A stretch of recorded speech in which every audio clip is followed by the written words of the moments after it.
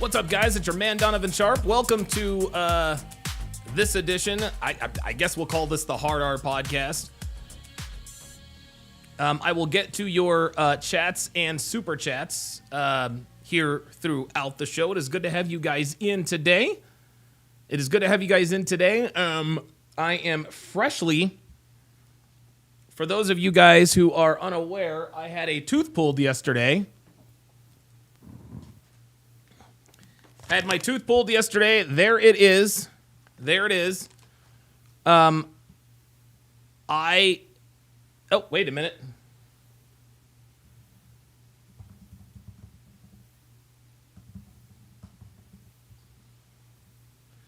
Yeah.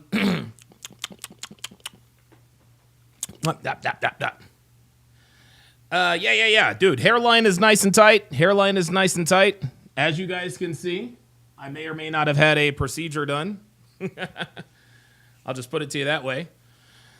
But got a great show in store for you guys today. Got a great show in store for you guys tonight. Obviously, I'm going to be telling you guys. I'm going to be giving you guys 8 reasons, 8 signs you might be a black supremacist. And by the way, if we got any niggas in the chat, if you disagree, hashtag pull up. If you disagree, hashtag pull up. Listen, man, you are welcome to come on. You are welcome to come on to the channel and debate with me if you disagree with anything that I say. Listen, I only have people pull up. When I talk about nigga shit, when I talk about black people and the so-called black community. I welcome that discussion. And so, if you guys disagree with any aspect of what I'm talking about, you guys can hashtag pull up. And again, if you disagree, I know most of you listening probably do agree, and that's fine. That's perfectly fine. Sean Morris, member for 39. Oh, wait a minute. Hang on. I done fucked up the sound. Hold up. Let me try that again. All right, here we are. Let's try that again. Sean Morris, member for 39 months, says this is going to be a great topic. Absolutely. I'm also going to break down another bold article. This author's name is Melanie Kernodle, and it's actually a very interesting article, laden with hamster droppings. You guys know how that goes. I'll break that down after I'm done with my main event. Let's go ahead and get this started. 8 signs you are a black supremacist. So it is plainly obvious that here in 2025, that the average rank and file black person is far more racist than the average white person. It's just a fact. It's a fact. Okay? It is very clear that these days, black people are far more racist than white people, and the main reason is obvious. They're allowed to be, right? Black people are routinely given a pass when they use racial slurs against not only white people, but other ethnicities as well. They routinely call other persons of color wetbacks, guidos, slant eyes, beaners, dot heads, towel heads. I mean, you name it, black people use it. George the Gun Walker says, hi, that reeks of troll. Anyone who comes in for the very first time and their very first words are hi, I'm always on the lookout. Tread carefully, George. Anyway, the reason why black people, niggas, the reason they so openly, willfully, and regularly use these terms, like I said, is because they're allowed to. Nobody checks black people when they start throwing around racial epithets, okay? This is online. This is in public, this is in real life, this is at work. Everywhere black people use racial slurs, nobody checks them. Now, on the other side of that coin, they know that if anyone uses a racial slur against them, all hell's going to break loose. They'll be canceled, shamed, fired from jobs, and all of the rest of that. It's essentially like 2 people in a boxing ring. A black person and a white person in a boxing ring. Okay? With the black person able to throw punches at will while the white person's hands are tied behind their backs, unable to defend himself. And to make matters worse, a substantial amount of black people actually think that black people can't be racist, which is the most ridiculous thing I've ever heard in my life. The reason they say this, black people can't be racist, is to, again, give themselves permission to throw around derogatory racial slurs to the non-black people around them. But let a white person say white people can't be racist, everybody loses their minds. In fact, black people are the only race of people who say black people can't be racist.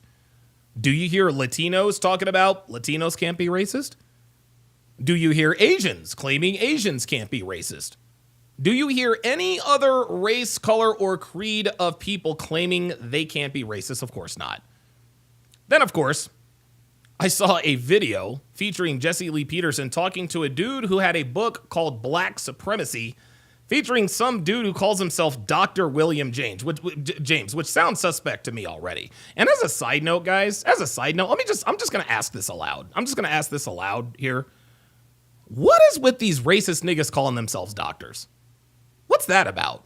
This Dr. Bryant bitch who calls herself a dating coach. She's been on Shannon Sharpe's Club Shay Shay show a couple times.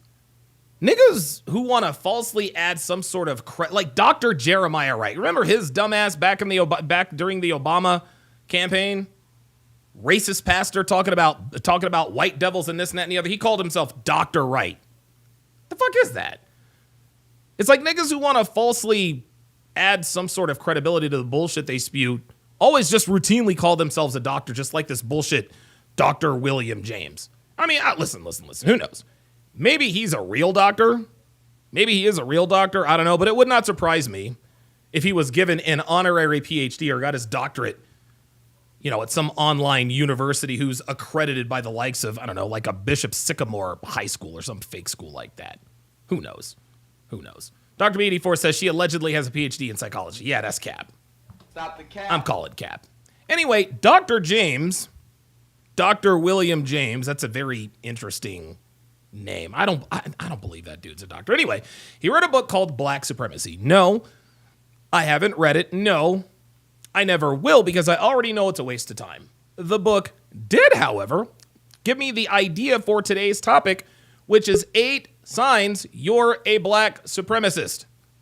8 signs you're a black supremacist. And before you niggas get your panties in a bunch and say there's no such thing as a black supremacist, that right there makes you a black supremacist. Because the number one sign you are a black supremacist is you think black people can't be racist. I think it is hypocritically comedic that niggas are all the time talking about equality and this and that. Yet, when it comes to the not so flattering things about the human condition, all of a sudden black people aren't capable of it. Niggas are just like women in this regard. And this is going to be a recurring theme here. They love to embrace all the positives while conveniently rejecting the negatives. For example, black women are quick to tell everyone that they're the most educated group of people in America, then turn around and say some dumb shit like black people can't be racist. Niggas say dumb shit like this to give themselves permission, again, to engage in hypocritical behavior. Like talking about how racist white people are, then turn right around and talk about how they're tired of crackers and wetbacks and chinks. Black people absolutely can and are extremely racist. And if you think black people can't be racist, you are a black supremacist straight up. Looks like I've already got someone who has pulled up. Jamie Herring, my friend, if you want to come on and discuss this with me, you are going to be on camera. I'm not going to talk to or debate someone who's not on camera. So you can either show yourself on camera or you can show yourself the fuck out. Because I am not dealing with anonymous ass niggas. You can either show yourself or you can show your way the fuck out. That's the way this is going to be. Number 2. The second sign you might be a black supremacist is you blindly defend black people. Believe it or not, guys, despite the overwhelming evidence that clearly implicates his absolute guilt, there are still niggas out here defending Diddy. And let's not get this twisted, gentlemen. Let's just get this out of the way. Diddy is as guilty as homemade sin. That dude is 431% guilty, and he is absolutely going to spend the rest of his life in prison, as he should. This case is so one-sided that Diddy's top attorney, Anthony Rico, has quit the case. Bet you didn't know that. That's right, guys. Diddy's top attorney, Anthony Rico, filed a motion to withdraw from the case this past Friday. Even he knows that the state has Diddy dead to rights. But because Diddy is black, there are always going to be some niggas who defend him till the end. These are the same people who told everybody that they thought Michael Vick was not guilty of dogfighting. In the Michael Vick case, the evidence was insurmountable. Yet, black people from the so-called black community lined up with their signs, defending Vick all the way up until he admitted that he did indeed engage in a dogfighting operation. Now, for the record, I think Michael Vick got hosed. He got hosed. Okay, we've got black people ending the lives of their children before they're born. But we want to get our panties in a bunch because Vic was involved in dogfighting. And listen, guys, I love dogs as much as the next person, but I love people more. And the fact that we threw a man in prison for fighting dogs longer than rapists, murderers, and PDF files is a gross miscarriage of justice. Vic was guilty as hell, there is no doubt. But he got absolutely railroaded, in my opinion. Anyway, black people like this clearly like to show a willful ignorance. They know Diddy's guilty. They've heard about the evidence that the prosecution has, and guys, that's only the stuff we know about.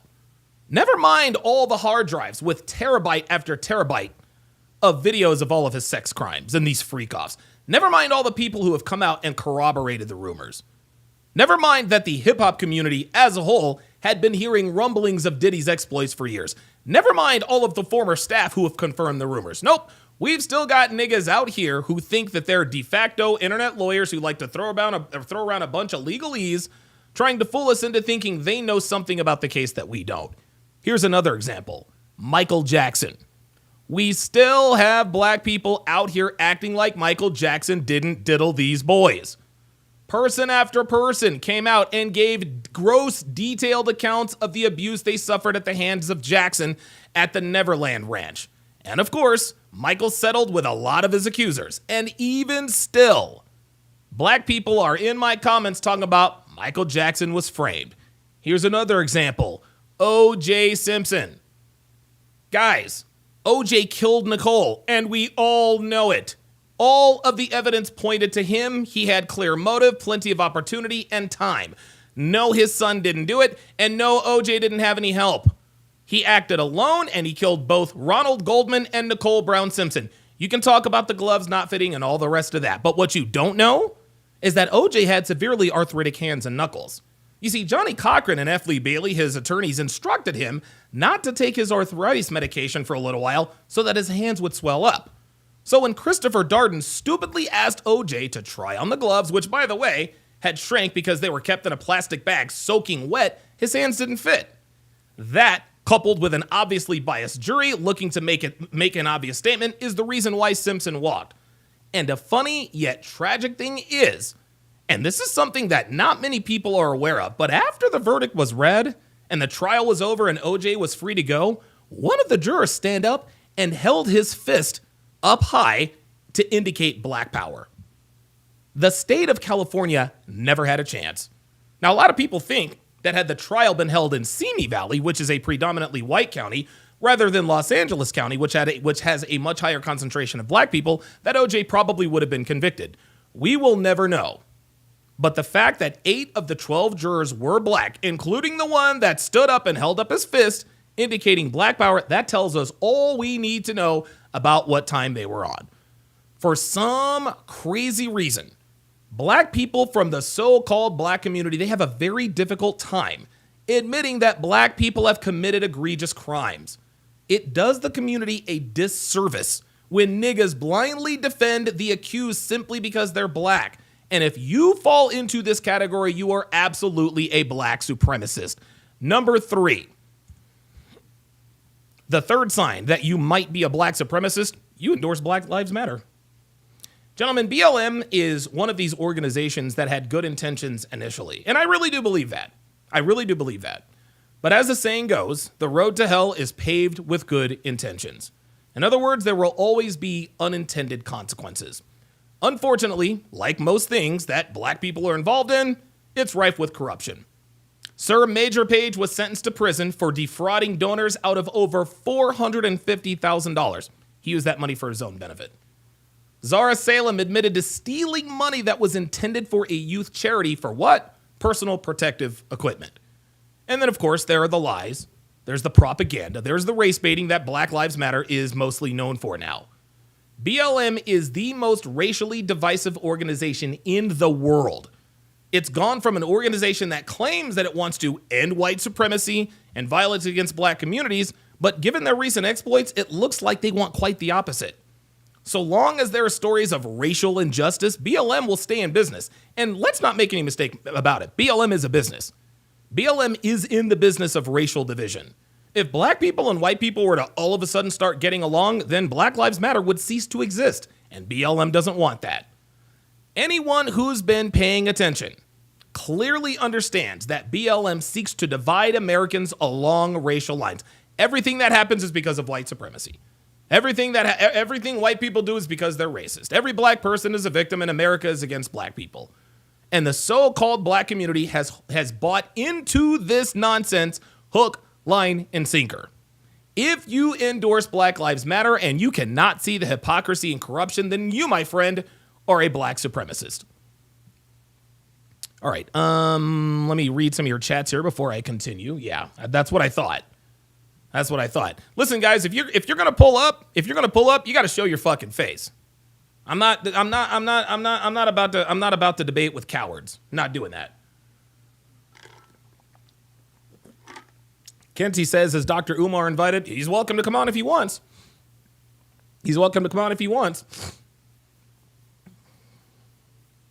Nicole Joa says Donovan is 100% correct. Appreciate that. George the Gun Walker says I've been sub for a while now. I check your vids from time to time. Appreciate that, George. The Romarome, good to see you in here. Brand new, says if you don't practice medicine, you shouldn't be addressed as a doctor. Exactly. I totally agree with that. I swear to God, too many niggas call themselves doctor. It's crazy. Dr. B84 says, unlike those other alleged doctors, I actually went to medical school and trained to become a doctor. I even have to have my degree verified when I apply for a job. Yeah, right. Absolutely. Dr. B84 says, bruh, Diddy's lawyer just left him. The Upward Bound One says, your POS channel will be destroyed soon. Now that will be funny, like fresh and fit. Okay. Appreciate the engagement. Let's see here. Jack C. Golf So says, no Rodney King, OJ gets the death penalty. Yep, I agree. I totally agree. If not for the Rodney King thing, OJ would have absolutely been convicted.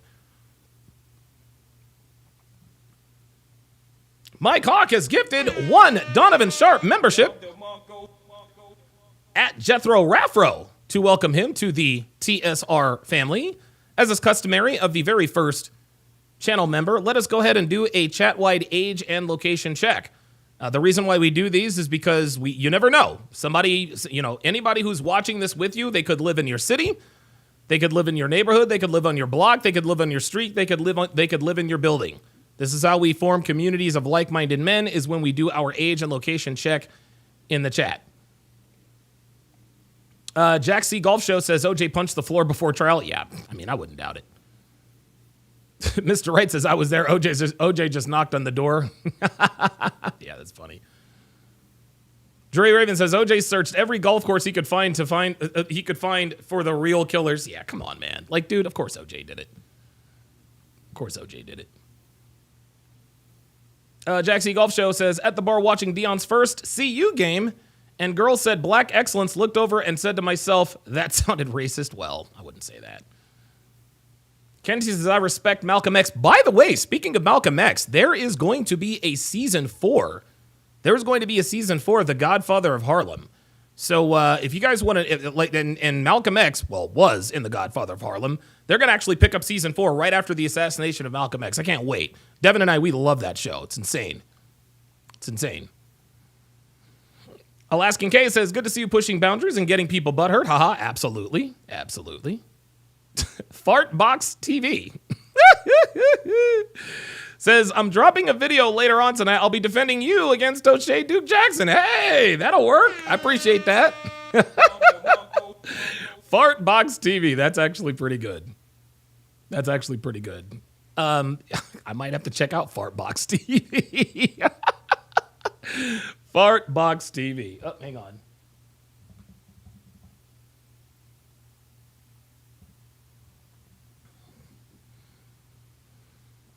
All right, very good. All right, let us continue. Let us continue with the 8 signs. Let us continue with the 8 signs you might be a black supremacist. Number 4, you call black women queens. The so-called black community is the only group of people who regularly call their women queens. But the ironic thing is that black women are not only the worst behaved, they're the least preferred. Okay? Every single dating app, without exception, routinely shows that black women are the least preferred by all races of men, and it's not particularly close. And the reasons they're at the bottom of the sexual totem pole are obvious. They're overweight, they've got an attitude problem, they're masculine, they think they're the heads of household, most of their children are born out of wedlock. I mean, the list goes on and on. Yet, the so-called black community wants to call these people queens. Let me let you guys in on a little secret. And I'm gonna tie this into this ridiculous notion of self-love. And listen, turn up the volumes on your phones, guys. My older listeners, turn up the volumes on your hearing aids. My younger listeners, open up a notes app because I'm about to drop some serious knowledge on you guys. I want you guys to listen very closely. Self-love for women is a myth, gentlemen. It does not exist. Let me repeat that. Self-love for women is a myth. It does not exist. Women are incapable of loving themselves unless a man loves them first. Let me repeat that. Women are incapable of loving themselves unless a man loves them first. This, gentlemen, is exactly why fathers are essential to the development of girls. This is why fathers are absolutely necessary, especially for little girls. You see, gentlemen, when little girls grow up without fathers, they do not get to experience the kind of male unconditional love that only a father can provide. When a little girl does have a father who is present and shows that he loves her unconditionally, that's when she develops real self-love. The kind of self-love that keeps her from seeking the kind of male attention that leads to promiscuous behavior. In the same vein, a woman can't just declare herself a queen. A woman doesn't become a queen unless a king appoints her. A lot of women in the so-called black community love to say, I'm a queen, give me my crown, girl, I'm a queen, yet none of them have a man. How the fuck are you a queen if you ain't got a man? Yeah, exactly. You ain't a queen. No, baby girl, you are not a queen unless a king claims you as his queen. You don't get to appoint yourself. Women ain't got that kind of power. And so in both cases, self-love and queen, guess what, gentlemen? Women are unnecessary. Men are necessary. A man is necessary for a woman to achieve self-love. She cannot do it alone. A man is necessary to make a woman a queen. She cannot do it alone. Unfortunately, the black women in the so-called black community, they don't realize this. This is why they're always preaching, I don't need a man. I'm a queen because I love myself. Really? How's that working out for you? I'll tell you how that's working out. 80% of you bitches are overweight or obese. 70% of you bitches are born to, 77% of your babies are born out of wedlock, meaning there's no father in the home. 32% of prisoners are black men, even though black men make up only 6% of the American population. 87% of black prisoners come from single mother homes, and 38% of abortions are performed on black women, despite making up only 7% of the American population. But you want to call these women queens? There is nothing queen-like about these people. And if you can't see that, you are a black supremacist. Straight up. Here we are. AAUDF Corp says, this is bullshit, selling out for real. This is great. This is great. We got a black supremacist in the house. We got a black supremacist in the house. And that leads me right into number 5. You use terms like sellout, coon, bootlicker, Uncle Tom. Dude, I get niggas in my comments all the time, like, out of corp, talking about Donovan's a bootlicker. Get this Uncle Tom out of here. Donovan's a sellout. Get this sellout out of here. The funny thing is that these terms have been used for ages. They really have. People that come in here in my chat or my comments expect the kind of reaction that implies that I've never seen or heard this stuff before. Donovan's a coon? Okay. I guess I'm supposed to be pissed? Donovan's a house nigger? I live in my own house and I answer to no one. That makes no sense. Black people from the so-called black community like to throw around these terms to shame black men from finally opening their eyes and getting off the plantation. Straight up. The idea is to make black men feel bad or guilty for not endorsing this toxic black culture. These names, these derogatory terms, they are designed to discourage us from dating outside our race. These derogatory terms are thrown around to shame us for rejecting democratic politics. All of these names are specifically designed to shame black men from breaking free from the so-called black community. It's as though the black community wants black men to stay in the black community and stagnate. They don't want us to be successful. They don't want us to be happy. They want us to be miserable right alongside them. And when a few of us reject this nonsense, we're met with the typical name calling that verifies that the so-called black community is allergic to prosperity. Any black person who uses derogatory remarks like this are absolutely black supremacists and only care about preserving the cesspool that is the so-called black community. Straight up. Number 6. The 6th sign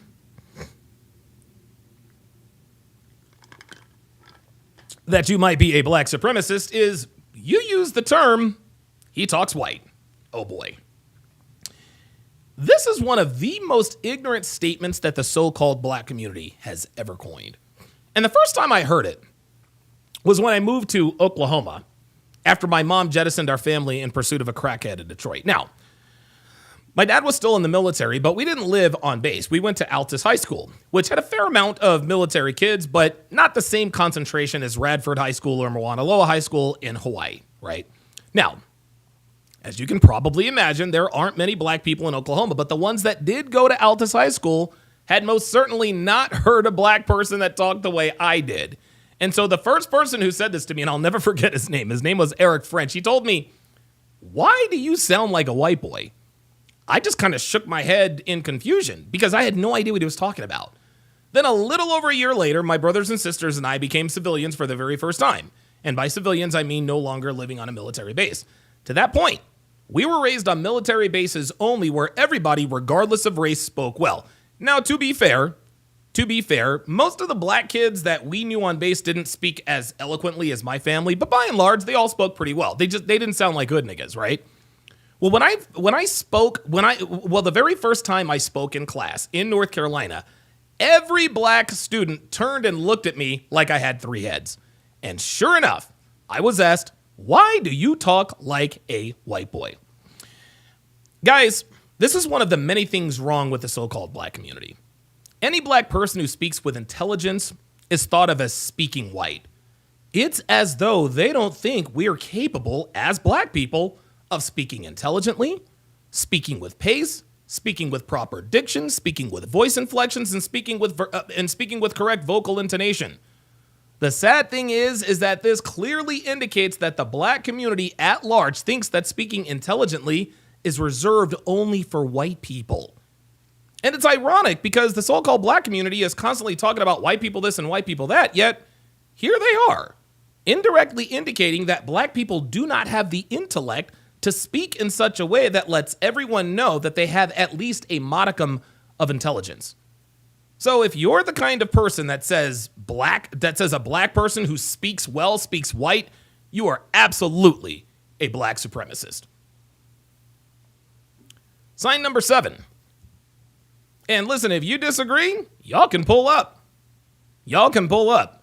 What's your name in there? AAUD something or Odd of Corp says this bullshit selling out for real. Pull up, nigga. Pull up. Appreciate you. Number 7, the 7th sign that you might be a black supremacist. You often respond with, white people do it too. Guys, listen, man, nothing irritates me more than when someone points out the degeneracy of the so-called black community, someone always comments or argues, well, white people do it too. The fuck does that have to do with y'all? Every time somebody points out an unflattering truth about the so-called black community, some nigga is always pointing out some shit that white people do. Like when I talked about that Atlanta mother who literally cooked her 2 sons to death in the oven, some dumb nigga called into my show and said, have you ever heard of Susan Smith? And I said to him, what does Susan Smith have to do with a black woman who cooked her children to death? And he said, well, I just pointed it out to you to let you know that white people do it too. And once again, and I want you to listen carefully, once again, this is an indirect way the black community exalts and worships white people. When that dude pointed out that Susan Smith also ended the lives of her children in a gruesome way, it's as though he's saying that because white people do it, that it's okay for black people to do it. The other implication with the white people do it too argument is to somehow imply that things are this bad in every community, as if to imply that despite the degenerate cesspool that is the so-called black community, every other community faces the same issues. Guys, this is 6,742% false. The black community's problems are magnified tenfold for many reasons, not the least of which is that the black community is run by women. It's a matriarchy. And as we all know, anytime women are in complete control of anything, they destroy it. Themselves, their children, the families, the black community, you name it, they destroy it if they're in charge of it.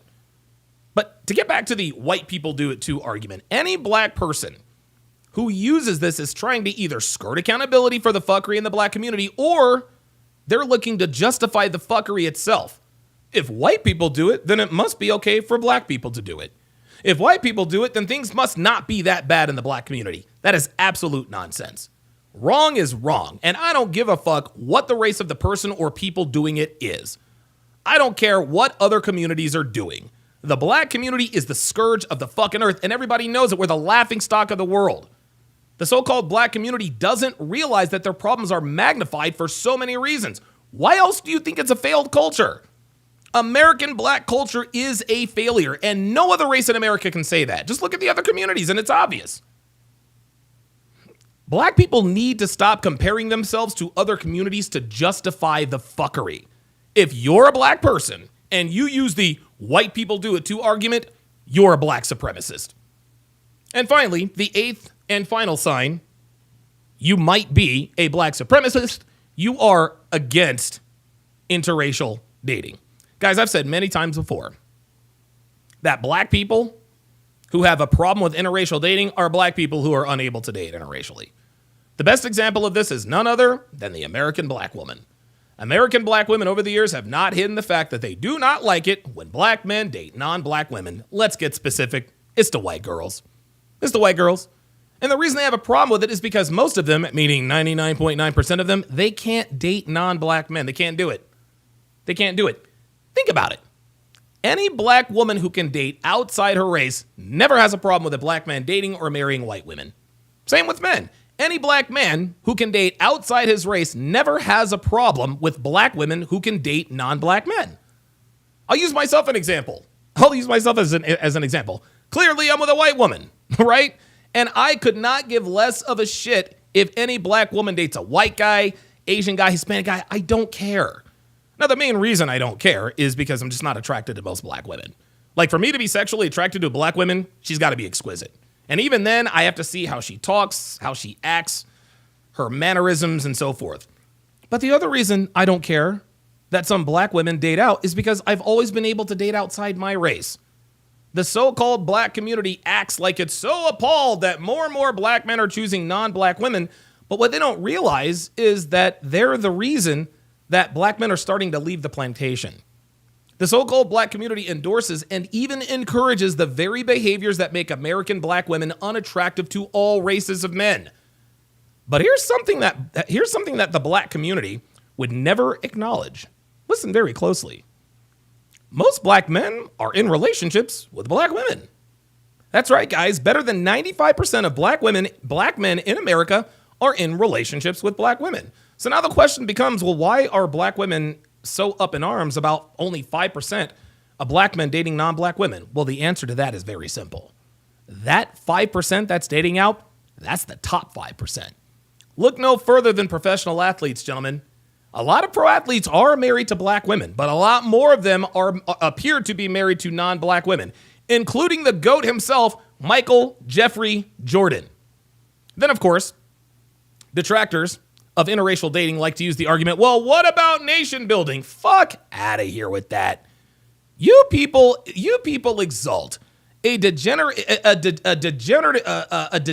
culture that is destroying American black people at an accelerated rate. But you want us to believe that you give a shit about nation building? Nah, You people just want us to be miserable, just like you. Niggas that try to shame dudes like me for dating out just want me to be miserable dating the Shaniquas just like you. Fuck that. If it ain't snowing, I ain't going. You can have all those overweight, loud, black-ass women with the fucking attitude with 4 baby daddies. The members of the so-called black community watching this, we know you're not really against interracial dating. We know that you're not, okay? You are simply against black people being happy. You prove it every day by disparaging anything positive black people do that doesn't involve niggas.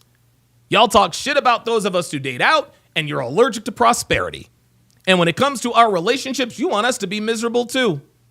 So if you are black and you are against interracial dating, you are a black supremacist. Point blank fucking period. All right. Shout out to Jay Dawson with the $21 super chat, with the $21 Cash App. Jay Dawson with the $21 Cash App says, thank you for everything you do. I appreciate that, Jay Dawson. Thank you very, very much for that. Let me read y'all's comments and super chats here. The L Factor with the $10 super chat says, everything you just said is 100% true. Appreciate that very, very much. Dr. B84, member for 59 months. Says 5 years of membership is crazy, man. I'm old as fuck. I remember becoming a member back when I lived in Michigan 5 years ago. Life was quite different back then. Dr. B84 also adds, you have to speak nigga. Yeah. I mean, listen, I'm proficient in nigga, but I'm not fluent in nigga. You know what I'm saying? Phoenix Light Games with the $20 super chat. Says black supremacists are nothing more than niggas shaming black men into accepting degeneracy as the norm in the black community, keeping us from dating outside our race and not being accountable for our own failures. Oh my God. Phoenix is coming with the heat. He clearly woke up and chose violence. Phoenix Light Games adds a $10 super chat, says niggas like to argue in subjectivity rather than objectivity. Another sign that the black community is a matriarch. Niggas see the world from the American black woman's lens rather than its objective lens of black men. Wow. Good Lord. PLG coming with the heat. Love this shit. Very, very good. Fartbox TV, that is just, that to me, that is, I love it. That's great. Fartbox TV says it's Queen Serena now, not Queen Latifah. Yeah, you know, it is what it is. EXO says the title is crazy. You have my sub now. Appreciate that. 2BJJ Jones says, I pride myself in never calling a black woman a queen. Never have, never will. Nope. Not unless she's a real one. Jack Golf Show says, they said you're a kingpin. I don't know no kings, and I ain't no fucking pen. Mr. Tommy Nidaless, Mr. Big Yeah. Run Like the Wind says, my nigga decrees racism while being a flamin' racist. Damn. Well, listen, Run Like the Wind, if you think I'm a racist, come on and tell me about it. Pull up. Hashtag pull up. I mean, any nigga can say anything. Rack 90 says, Donovan, love the Roy Jones Jr. t-shirt. Absolutely. Roy Jones Jr. is one of the GOATs. He's one of the most entertaining fighters ever. One of the most entertaining, probably a very underrated defensive fighter. He's up there with Floyd Mayweather and Pernell Whitaker. Shozan Hanma says, I get Oreo and whitewash. Dude, I get that all the time. Are you an Oreo? Are both your parents black? Nigga, I'm black. Both my parents are black. What the fuck's wrong with you? Yeah, Jack C. Golf says, calls a white adult boy or girl? Absolutely. Absolutely. Sean Moore says, what about the whites, though? Yeah, right, exactly.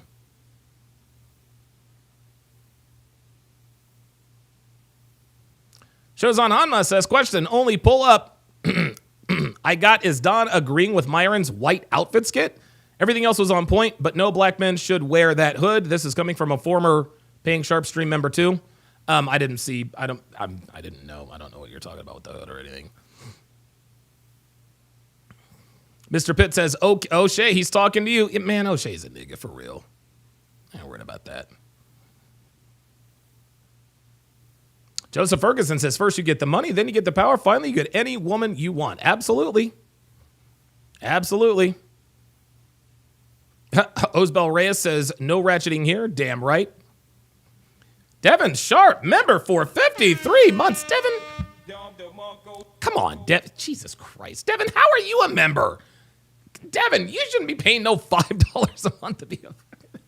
See, this is why, dude, this is why my bitch is ride or die. My bitch is ride or die. Dude, my own woman is a member of my channel. Incredible. Ice Dragon Kid with the $50 super chat. Says, keep cooking. I usually keep my budget tight, but I gotta pay the tuition. You know it. You know it. You already know what time it is, man. I gotta cook these niggas. Gotta cook these niggas. Phoenix Light Games with the $10 super chat says, black women hate Pearl because not only is she pursued by successful black men, they highly respect her and speak highly of her. Women who are respected by men of value are hated by the majority of low-value women. You goddamn right. You're goddamn right. You guys already know what time it is. All right, guys, it's time for the second part of the show. We're going to go a little bit old school. And we are going to break down an article on bold.com. Now, you guys know that bold.com is full of articles that more or less encourage women to make bad decisions, right?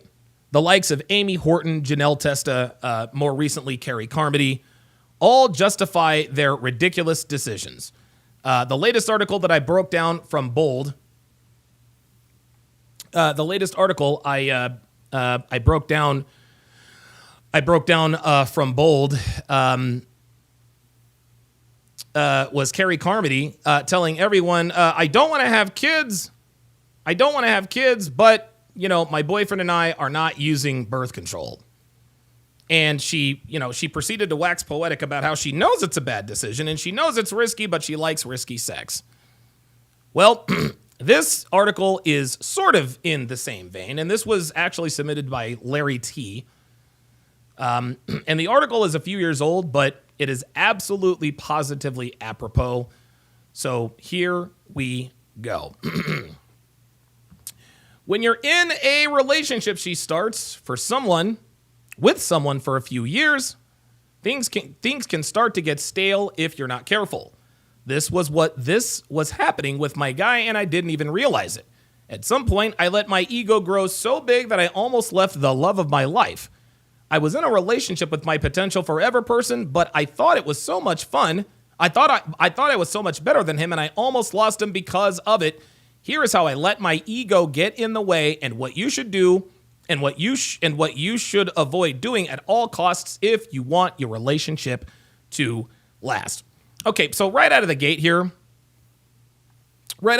guys, she starts to qualify her statement. Okay, a man is either the love of your life or he is not.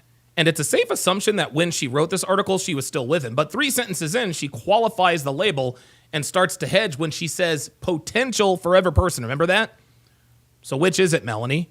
Is he the love of your life or is he the potential love of your life? because those are two very different things. Well, of course, now we know that he was Mr. Potential because they're no longer together. Well, how do I know this? Well, she wrote an article entitled a year and a half later, "Why Do All the Good Guys Seem to Be Taken?" So she's with the potential love of her life, and then she says, "Why do all of the good guys appear to be taken?" So rather than looking at this as though it almost cost a relationship, we're going to look at this. We're going to look at it that it actually did end a relationship. Okay. Now, guys, before we get into this, okay, let me remind you that if you like my content, please like, subscribe, and share. Like, subscribe, and share. And while I'm at it, guys, follow me on all my social media. At Donovan Sharpe TSR is where you can find me on Instagram. Rumble.com/Donovan Sharpe is where you can find me right after the show. We are going to be reacting to season 3, the season 3 reunion of The Ultimatum, and it is going to be pretty explosive, I'm told. At TSR Donovan is where you guys can find me on X. How to Relationship is where you can find me on Facebook. Guys, be sure to join the Discord. If you have an article or a video that you'd like to suggest for a topic, Discord is the best way to do it. When you join Discord, send me a private message and I will give you volumes 1 through 5 of the books of Womanese. This is over 625 translations from start to finish, top to bottom. The Revolutionary Books of Womanese, volumes 1 through 5. You get it absolutely free when you join Discord. All right, let's continue. Number 1, she says, "I thought I was too good for him. Somehow," she says, "my ego got the best of me and I started thinking I was way too good to be spending my time with him. He was great. He was a great, kind, loving guy, and honestly, the kind of guy that any girl would kill to be with, but my ego told me I was the best thing since sliced bread, so I started to believe that I could do better. I told myself that I was so much better than him, when in reality, I really didn't deserve his love." No, sweetheart. See, it wasn't your ego. It was not your ego that got the best of you. Okay, it was all the attention you were getting from men. Guys, women who have huge egos are women who get a lot of attention from men. It doesn't come from anywhere else but male attention. But this is where women make one of the biggest mistakes of their lives. And this is conflating sexual attraction for relationship attraction. I talk about this all the time. Melanie thought that because men wanted to hook up with her, those men also wanted to commit to her. Now, to be fair, she was in her 20s. And women in their 20s get both sexual attention, which leads to men also wanting to commit to her because they're trying to lock down, a young female, as all men try to do at some point in their lives, right? But that wasn't the only factor. The other factor is our culture, guys. Our culture glorifies women for literally nothing. If you've got 2 X chromosomes, you're amazing. You're special. You're unique. You're awesome. Well, why is she so amazing? She's just a woman. OMG, misogynist. She's amazing. Girls are taught since birth that they are these special otherworldly beings that deserve the world simply because they're girls, and it escalates from there. Then when they get with a guy, they're always thinking, can I do better than him? Because she's been told that she deserves the best of everything simply for showing up and being. Then, of course, she waxes poetic about how kind and loving her boyfriend is and about how any girl would kill to be with him. She's lying. Not about the kind and loving part, but about girls killing to be with guys like this. Well, why wouldn't a girl want to be with a kind, loving guy? Because a man that a female describes as kind and loving is a man who is looked at as weak. Let's break out our Womanese translator and decipher what women say they wanted a man that are only exhibited by weak men. I want a man who lets me be me. Translation, I want a man who allows me to walk all over him, misbehave, and disrespects him. I want a man who accepts me for who I am. Translation, I want a man who doesn't care that I'm overweight, have a bad attitude, and can't cook. I want a man who respects my privacy. Translation, I want a man who makes it easy for me to cheat on him. So when Ms. Kernodle talks about her kind and loving boyfriend, she's talking about a weak man, which segues right into number 2. I gave my attention to other guys who wanted me. Oh boy. Yeah, I was in a serious relationship, but when other guys started hitting on me, she said, I felt flattered. I liked it and even thought I liked it. And even though I knew it was wrong, I let them keep doing it because it made my ego feel better. I thought I was hot stuff because so many guys wanted my attention. I didn't stop to think how it would affect my relationship. I almost dumped the love of my life for some fling or one night stand. Luckily, I realized what I was doing and changed my actions before things got to a breaking point. And now we are starting to understand why she is having trouble finding a man. She's a serial cheater, gentlemen. Like most attractive American women, she's a serial cheater. Did you guys see how she just dismisses the commitment? Did you guys see how she said, yeah, I was in a serious relationship, but when other guys started hitting on me, I was flattered. Remember that?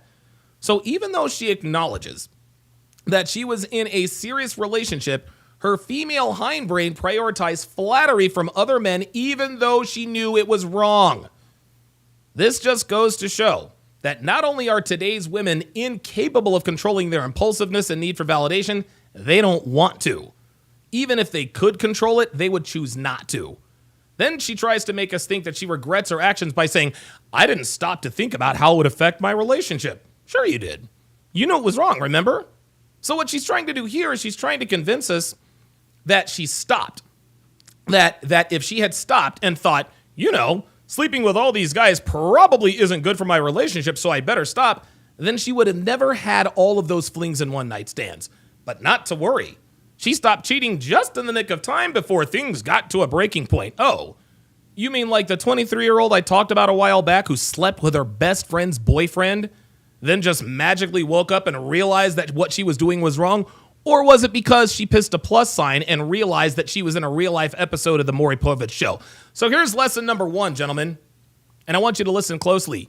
Women never stop cheating because they realize what they're doing is wrong. Let me repeat that. Women never, ever stop cheating because they all of a sudden realize that what they're doing is wrong. No, they stop because they get caught or they get pregnant. Short of those two things happening, women feel not 1 ounce of guilt for stepping out on their boyfriends or husbands. So any female who says that she realized that what she was doing was wrong is telling you a half-truth. She only did the right thing when she got caught doing the wrong thing. Never forget that.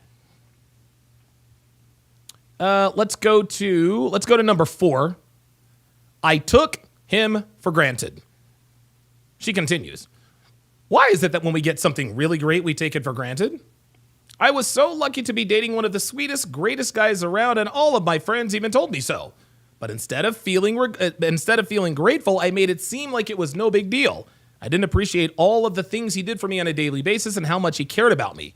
I let my ego take over, and I completely ignored all of the wonderful things this guy was doing in my life.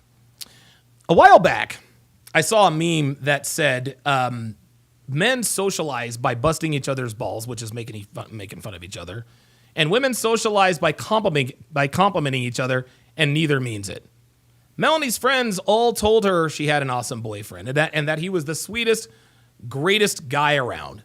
But Melanie's friends also knew that he was weak. Again, she used the language sweetest and greatest, and we defined what that really means earlier. Now, don't misunderstand me here, guys. I'm not saying that her friends didn't mean what they said.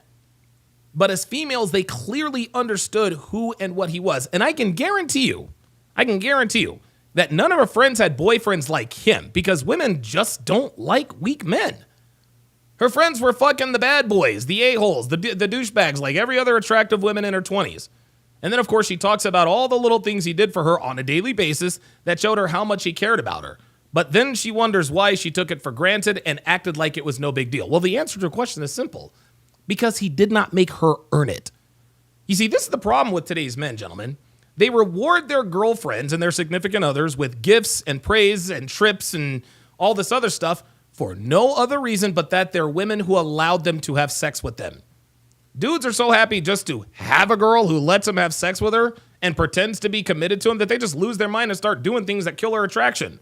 Like writing love letters on Post-it notes or having flowers delivered to her job just because, and telling her how great she is all the time and all the rest of that nonsense that Disney movies and The Bachelorette tells them that this is the way to keep a woman attracted to you. What ends up happening, gentlemen, is that women take it for granted and don't appreciate it. Why? because she didn't work for it. And as we all know, women only value what they are required to work for. This is why women don't respect the commitment of a man who gives it to her after a week and a half. She thinks to herself, all I did was hook up with him a few times and he already wants me to meet his parents. So here's lesson number 2, and I want you guys to really listen. Never, and I mean never, ever, ever, deprive a woman the privilege of working for your commitment. Gentlemen, women want to work for your commitment because they want to know it's worth something. If you just give it to her for nothing but a few nights of bedroom fun, she's not going to value what you've given to her. Don't buy your girlfriends expensive gifts. Don't take her on these extravagant dates just because she's your girlfriend. Don't leave love letters or write her songs or poems or any of that other nonsense you see on TV. The best gift you can give your woman is your time and your attention. Now, I'm not saying that you should never reward your woman, okay? I reward my girl when she deserves it, but I don't do it often and I don't do it for nothing. If you give a woman something she has not earned, she is going to take it for granted and act like it's not a big deal, just like Miss Kernodle here. I can't blame her for this one, okay? This one's on her ex. Let's go to the next one. Number 5, I stopped putting effort into our relationship. I stopped putting effort into our relationship. I let myself think that our relationship wasn't worth anything, and that's exactly how I started to treat it. I didn't put any effort into fixing our problems or changing my behavior. I simply let things slide downhill. I stopped doing the little things like saying, I love you, or giving him a kiss goodbye. I didn't even try to rekindle the passion that we had in the beginning of our relationship. Honestly, she says, I didn't care if everything we had gone up in flames because I was so involved in my ego and thinking I was the best. Not much to say here, really, to be quite honest with you, because it just reinforces what I explained, what she said here in number 3. And she verifies it by saying, I let myself think that our relationship wasn't worth anything. When men treat women like queens, this is what happens, okay? I will also reinforce that you should never, ever, ever be the first to angle for a relationship first. I talk about this all the time, guys. When you're the first to broach the topic of exclusivity with a woman you are seeing, your leverage goes right out the window. You can't set expectations. You can't set boundaries. You can't let her know what you will or will not tolerate. You can't do any of that stuff. Her ex-boyfriend, Melanie's ex-boyfriend, obviously made this mistake, and then he showered her with gifts and attention, which is exactly why she didn't feel like putting any effort into the relationship. Why would a woman work for something she's already getting for free, for nothing? Why would she make an effort to keep something she was able to get with no effort? That's it. She won't. Let's move to the next one. Number 6, I told myself he wasn't worth my time. My ego made me believe that this guy wasn't worth my time because he wasn't some big shot, super successful businessman that I thought I deserved. I told myself that because of his background or his job title, he was below me, which was completely messed up. That's a terrible thing to think about anyone, especially the person that you are in a relationship with, and it makes me sick to even admit that I even thought that. Thankfully, I realized how wrong I was, and I managed to save my relationship and ditch my nasty ego. Guys, this is where she is completely wrong about feeling he wasn't worth her time, at least in this regard, right? Yes, he committed first. Yes, he gave her gifts and attention without making her work for it, which is another issue in and of itself, and we've already covered that, okay? But what she's feeling guilty about is something she should not feel guilty about, and that is not being attracted to a man whose perceived value is lower than hers. A woman's hard drive will not allow her to be attracted to or sexually aroused by a man whose perceived value is lower than hers. A woman can only truly love a man who is superior to her. Now, that doesn't necessarily mean that he has to make more than she does. A girl could make $50K a year dating a man who's completely broke if he's the lead guitarist of a popular local band, like our friend Dave, right? Dave, the unemployed garage band guitar player, he's got status, he's got social proof, he's got pre-selection, which more than makes up, for the difference in what they make. The same girl who could be dating a guy who only makes $25,000 a year, but if he's 6'4" with washboard abs and a square jaw, the attention he gets from other women more than makes up for that $25,000 difference. Miss Gernodal, unfortunately, is a victim of feminism attempting to reprogram her hard drive, but it didn't work. It never works. The culture says that women should love men regardless of their value, but it does not work that way, nor should it. Just like men aren't sexually attracted to women who are beautiful on the inside, but looks like Janelle Testa on the outside. Doesn't work that way, nor should it. Her thinking he wasn't worth her time because of his perceived value was lower than hers doesn't make her a terrible person. It makes her a woman. So here's lesson number 3, gentlemen. The dating market doesn't give a damn about what's fair and what's not. It doesn't care that you're short. It doesn't care that you're balding. It doesn't care that you have a face only a mother could love. Men are drawn to youth and beauty, and women are drawn to status and resources. Okay? They are drawn to status and resources. That's always the way it's been, and that's always the way it will be. Men who check out of the dating market because they're too lazy to increase their value in areas they can control are just like women who give up on men because they're too lazy to hit the gym. Guys only want 10s. That's nonsense. That's nonsense. Let's go to the next one. Other people told me I was better than him. She continues. Some people even validated the nasty thoughts that my ego was telling me. When I look back now, I know that some of those people weren't really my friends and they didn't have my best interests in mind when they were telling me that, but that didn't stop me from believing them at the time. Because what they were saying made my ego even bigger, I believed them and let it blind me to how great a guy I really had. Guys, she just contradicted herself, like all women do. Okay?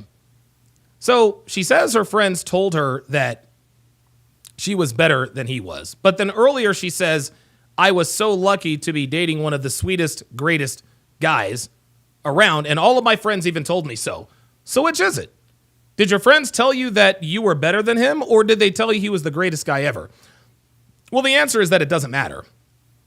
What Melanie is doing here is what all women do when it comes to rationalizing their bad decisions, and that is blame shifting. She wants us to think that she has all of these wonderful friends because that validates her as a person and gives her social proof. But then she wants us to think that her friends led her astray by telling her that she was better than her ex.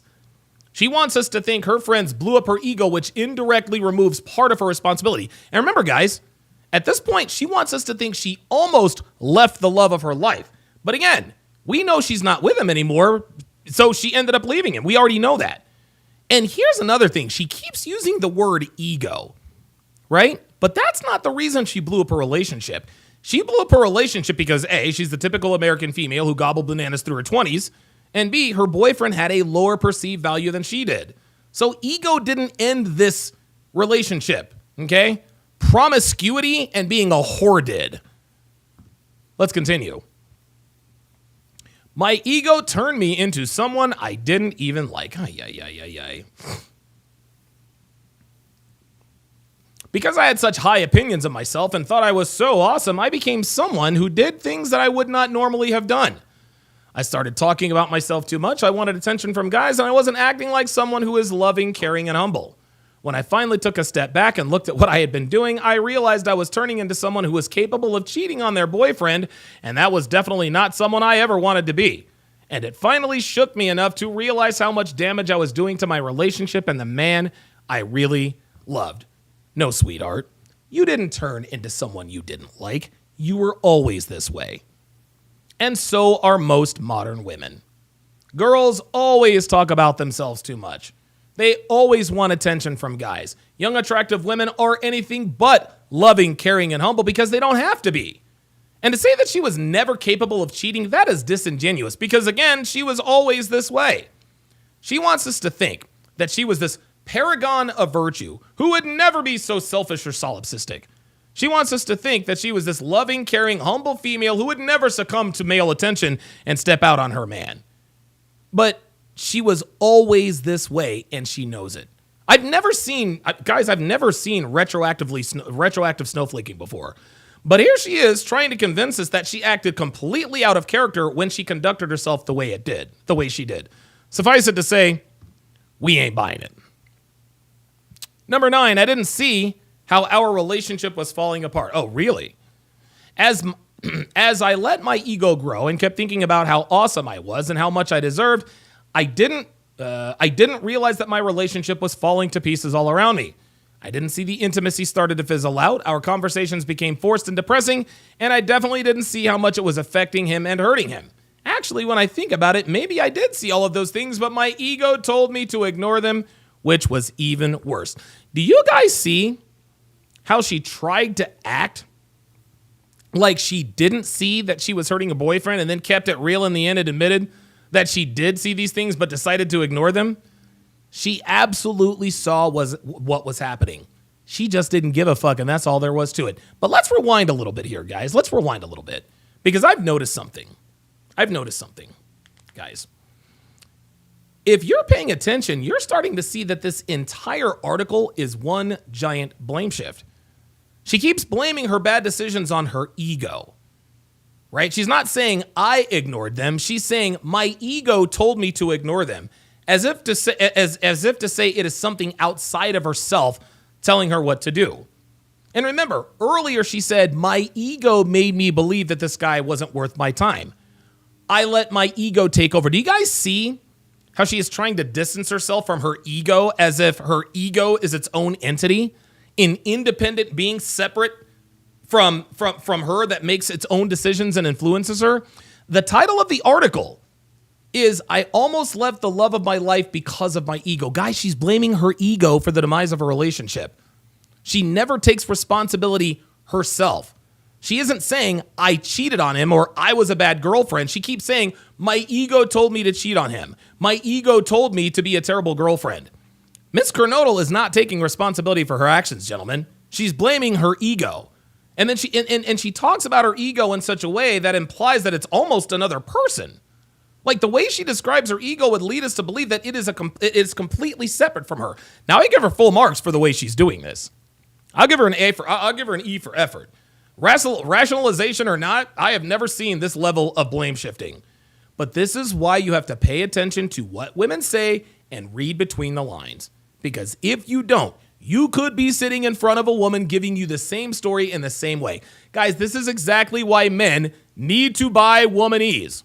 That you need to enroll in Womanese, guys. You need to enroll in Womanese, and if you don't want to, fine. Join the Discord and you'll get the books of Womanese, volumes 1 through 5. Otherwise you'll be blindsided. But instead of holding her accountable for her actions, you subconsciously absolve her because she's done such a great job separating herself from her ego, which makes you think that she was just an innocent bystander while her big bad ego controlled her mind and made her do horrible things she wouldn't normally do. Stop the cap. Stop the cap, Melanie. Let's continue. I thought I could break hearts and not get caught. I made myself believe that I was so awesome and invincible that it wouldn't matter if I broke his heart. I went around acting like I was the best thing in town and not caring how it hurt my partner. I seriously thought I was invincible, that nothing could stop me from doing what I wanted. I was so wrong. Not only did my actions hurt him, they also hurt me. What she's describing here, gentlemen, is her abundance mindset back then and her scarcity mindset today. And let me explain what this means. When she was in her 20s, Melanie didn't care about breaking hearts because there was always going to be another guy she could swing to, right? Who cares if she gets caught cheating? Who cares if he tells everyone? Who cares if he tells everyone she's disloyal? She's still young and pretty enough for guys to dismiss all of those things, right? Like anything else in life, the more valuable you are, the more people are willing to tolerate your baggage. The better a salesperson you are, the more willing your employer will be to look past the fact that you're late 3 days a week or that you don't come to all the meetings. This woman could break hearts and not pay the price back then, but now that she's in her 30s, she's experiencing the consequences. You see, young, pretty girls can get away with just about anything when they're young and pretty. But as soon as they hit that attraction wall, dudes do not give them as much leeway, if any at all. Melanie was indeed invincible in her 20s, but now in her 30s, not so much. Let's continue. My perspective clouded my judgment. From where I stood, she continues, the relationship was looking pretty sad and I thought I deserved better. So I let that perspective convince me that I could do things that I wouldn't normally do. I flirted with other guys and was careless about being honest with my partner. I thought I was in a crappy relationship when I was when really I was the one being crappy. If I only changed my perspective, I would have seen how much this was ruining the best relationship of my life. Good thing I finally got a grip on reality and realized what I was doing before I let the whole thing blow up in smoke. I'm so grateful that I did because I'm still with that guy and he is seriously the love of my life and I never want my ego to get in the way of our relationship again. There she goes with the blame shifting. But this time, it wasn't her ego that made her do it. No, this time it was her perspective. She said, I let that perspective convince me I could do things I wouldn't normally do. No, sweetheart.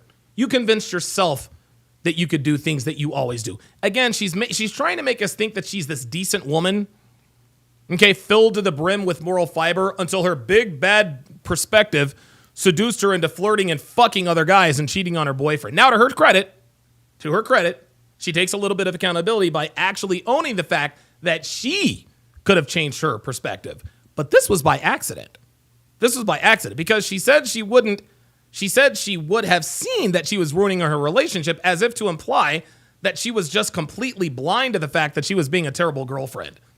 Then she says, well, it's a good thing I finally got a grip on reality. That's not what happened.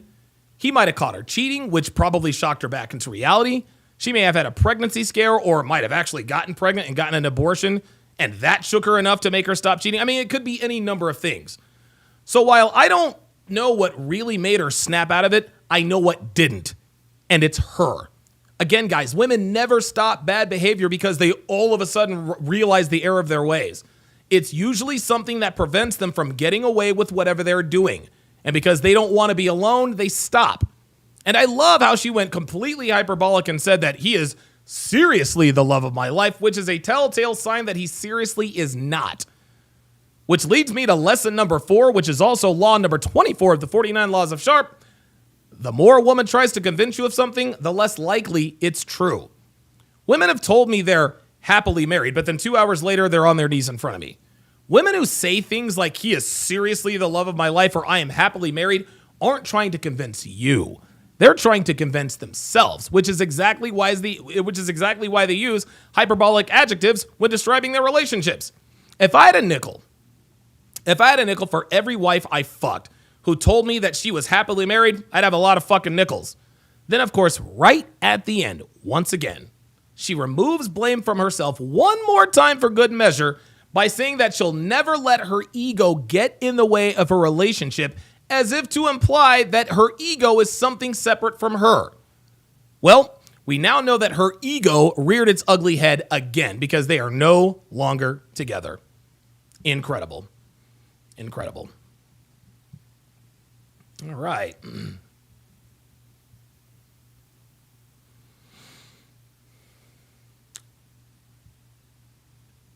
Oop. I hate it when it does that. Let me read you guys' chats, and then we will make the switch.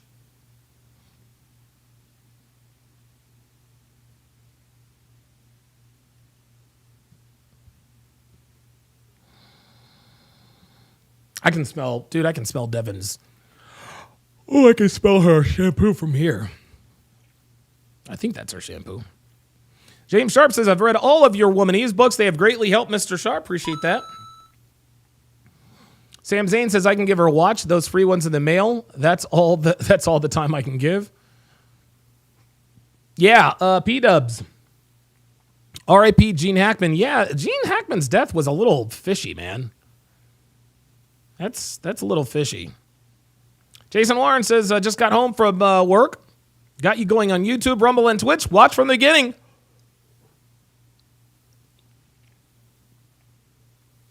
Crimson Eclipse says, there is no ego, it's her. It always has been, absolutely.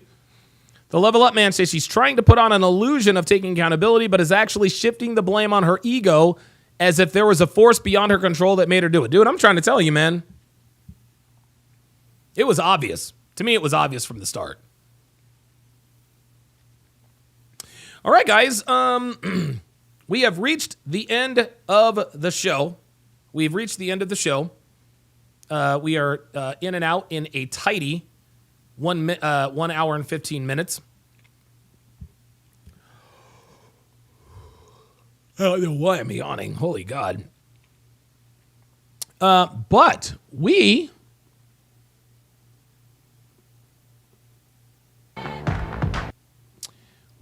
are about to